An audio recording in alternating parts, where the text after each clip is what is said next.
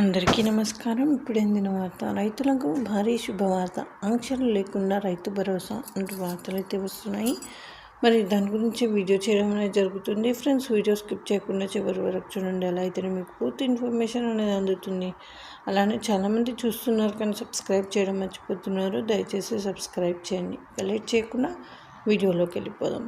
రైతు భరోసా పథకం అమలుపై నెలకొన్న ఉత్కంఠకు ప్రభుత్వం తెరదించింది. పథకాన్ని ఈ సీజన్ నుంచి అమలు చేస్తారా, వచ్చే సీజన్ నుంచి అమలు చేస్తారా, సాగు భూములకే ఇస్తారా, ధరణి పోర్టల్లో పట్టా కలిగిన రైతులందరికీ ఇస్తారా, భూములపై సీలింగ్ విధిస్తారా, మొత్తం భూమికి ఇస్తారా, ప్రభుత్వ ఉద్యోగులు, పెన్షన్దారులు, ఐటీ చెల్లింపుదారులకు ఇస్తారా, ఇవ్వరా అనే అంశాలపై ప్రభుత్వం స్పష్టత ఇచ్చింది.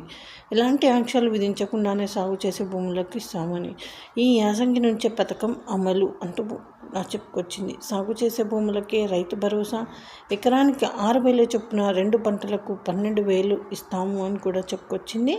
అయితే రైతు భరోసా పథకం అమలుపై నెలకొన్న ఉత్కంఠకు ప్రభుత్వం తెరదించింది. ఇస్తారు ఏంటి అనేది, ప్రభుత్వ ఉద్యోగులక, పెన్షన్దారులకు, ఐటీ చెల్లింపుదారులక, ఎవరికి అనేది ఇవ్వరా అనే అంశాలపై ప్రభుత్వం స్పష్టాన్ని ఇచ్చింది. ఇలా ఎలాంటి ఆంక్షలు విధించకుండానే సాగు చేసే భూములకే భరోసా ఇస్తామని ప్రభుత్వం పేర్కొంది. ఎలాంటి దరఖాస్తులు లేకుండా జనవరి 26వ తేదీ నుంచే రైతులు ఖాతాలో డబ్బులు జమ చేస్తామని ప్రకటించారు. ఈ పథకం జిల్లాలో 2,60,000 ఎకరాల భూములకు వర్తించే అవకాశాలున్నాయి. ఎన్నికల సందర్భంగా కాంగ్రెస్ పార్టీ ప్రకటించిన రైతు భరోసా పథకాన్ని ఈ యాసంగి సీజన్ నుంచి ప్రారంభించాలని శనివారం నిర్వహించిన మంత్రివర్గ సమావేశంలో నిర్ణయం తీసుకున్నారు.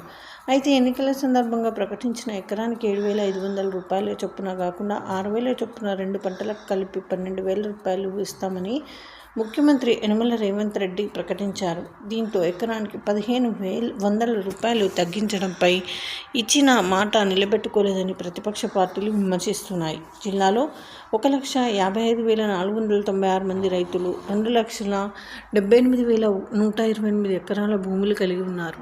గత ప్రభుత్వ హయాంలో రైతు బంధు పథకం ద్వారా ఆయా సీజన్లలో పెరిగిన పట్టాదారులను అనుసరించి గత ఏడాది వర్షాకాలం సీజన్లో జిల్లా వ్యాప్తంగా 1,46,819 మంది రైతులకు ఎకరానికి 5,000 చొప్పున 2,72,292 ఎకరాల భూములకు 136,14,60,000 రూపాయల రైతుల ఖాతాలో జమ చేశారు.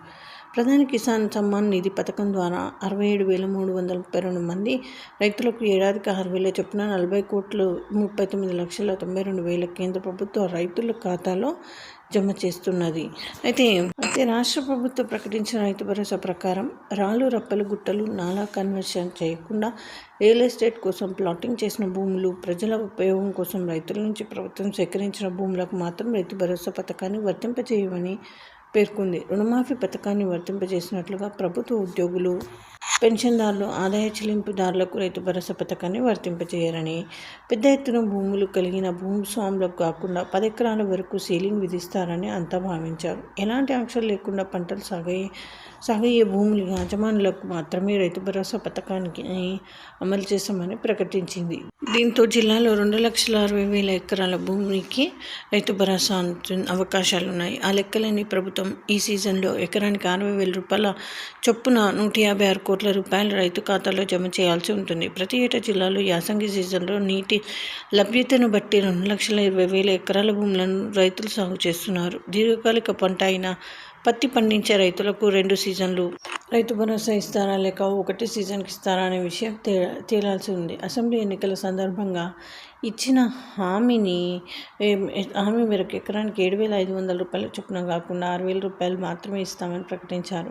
పథకం అమలు చేయడంలో ఆంక్షలు విధిస్తారని అందరూ ఊహించినప్పటికీ అందరి ఊహలను పటాపంచలు చేసిన ప్రభుత్వం ఎకరానికి 1,500 రూపాయలు తగ్గించుకొని అందరికీ ఎలాంటి సీలింగ్ లేకుండా వర్తింపచేస్తామని ప్రకటించడం గమనార్హం. రైతు కూలీలకి ఏడాదికి 12,000 చొప్పున ఇస్తామని ప్రకటించినప్పటికీ ఇంకా దీనికి సంబంధించిన విధి విధానాలు ప్రభుత్వం ఖరారు చేయలేదు. సో ఇది ఫ్రెండ్స్, థ్యాంక్స్ ఫర్ వాచింగ్.